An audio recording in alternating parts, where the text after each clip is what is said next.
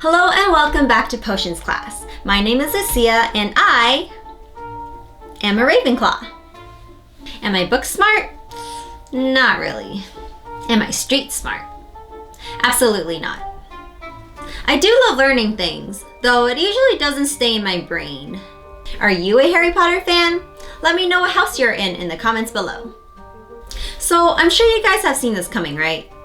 What type of magical channel would I be if I didn't talk about Harry Potter? What type of magical drinks channel would it be if I didn't talk about Butterbeer?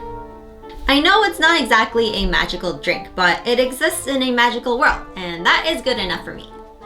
I've tried the universal version of Butterbeer, and it's basically just cream soda with some foam on top. I've tried a bunch of recipes online, and honestly, most of the time they're either just really sweet or they just taste kind of funny. I've even tried the historically accurate version, and let's just say it's interesting. So now I continue on my journey on finding the perfect butterbeer. I wanted to try something that was as close as possible to JK's description. Butterbeer was a popular wizarding beverage, described as tasting a little bit like less sickly butterscotch. It was served at numerous locations in the wizarding world and had a very slight alcoholic content. So basically, I'm looking for a less sweet version of the universal butterbeer. Oh, and I want actual beer in it. Don't call it butterbeer if it don't have beer. So I did some research and I started playing around with cream soda and beer, and I'm gonna be honest, it did not taste good. The recipe was just way too complicated, and then I thought to myself, if it's such a pain for me to craft, there's no way you guys are going to try it out either. So after mulling over it for a couple of months, I managed to simplify it, and I gotta say, I think I found what I was looking for. It's not too sweet, there's beer in it, and it still tastes like cream soda. And it's almost half the ingredients of my original tests. Yes!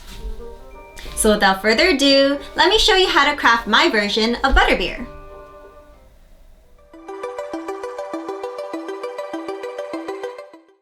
So these are the ingredients for today's magical drink. You will need Dream Whip, marshmallow cream, butterscotch liqueur, beer, cream soda, and tonic water. Alright, so first we are going to prep the foam. In a small bowl or jar, combine a 1/4 cup of marshmallow cream with a 1/2 cup of hot water. Whisk to combine.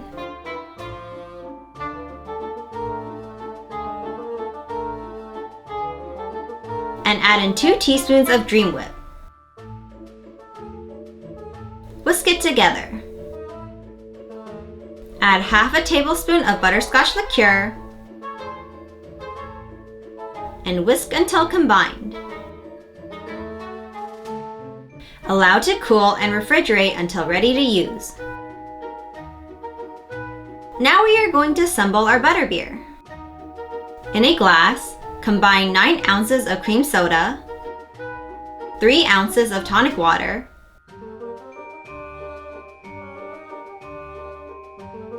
3/4 ounce of beer, and 1/2 tablespoon of butterscotch liqueur. Stir gently to combine. Now grab your pre-made foam mixture and use a milk frother to create the foam.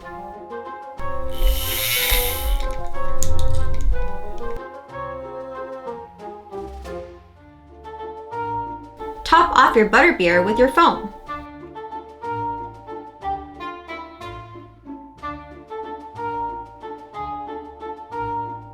And ta-da! Butterbeer is complete!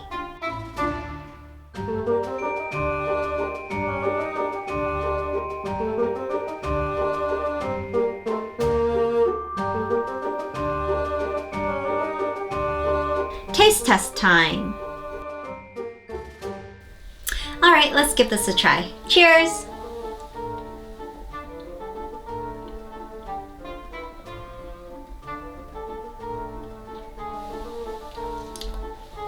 Yep, that's butterbeer. I think this version is pretty darn accurate. The first thing that you get is definitely this light foam on top, and it has a very nice vanilla flavor and it goes so well with the cream soda.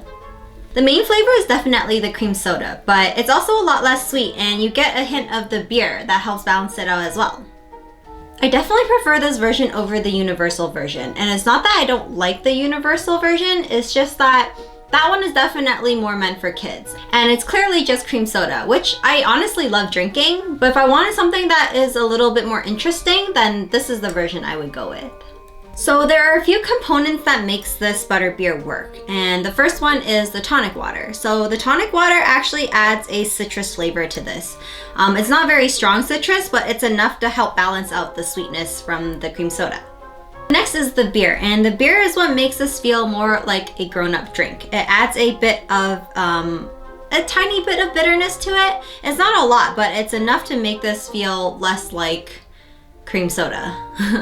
That hint of beer and the hint of bitterness that you get from the beer is what gives this drink more character. So I would suggest if you ever make this at home yourself, I would definitely add the beer in a little bit at a time so you can gauge the flavor. And obviously the butterscotch liqueur is very important because cream soda is basically just vanilla soda. So you also need the buttery, creamy, and caramel flavors from the butterscotch liqueur. I definitely recommend this Dr. McGillicuddy's Intense Butterscotch Liqueur because it is 10 times better than the Phillips brand one. Honestly, I still have that other one lying around and I don't know what to do with it because I don't want to drink it. So if anyone actually wants it, you can have it. And lastly, this foam is really what makes this drink. The foam has this light vanilla creamy flavor, and without it, this drink just wouldn't be so special. So the recipe for this foam was originally from a food hacker blog, and it had 8 ingredients, and I was like, nah, I'm not doing that. So I replaced all the smaller components with the butterscotch liqueur, and it worked out really well. But yeah, this foam is really good, so I would highly recommend not skipping this step. Overall, I think this is a great recipe for all Harry Potter fans out there. So if you guys give it a try, please let me know how you like it. Well, that's the end of today's class. Thank you for joining me, and let me know if you guys want me to make any other drinks from the Harry Potter universe, or even other magical drinks from other magical universes. If you guys have any questions or suggestions for future videos, please leave it down in the comments below, and like and subscribe if you like this content. And until then, class is dismissed. Stay magical!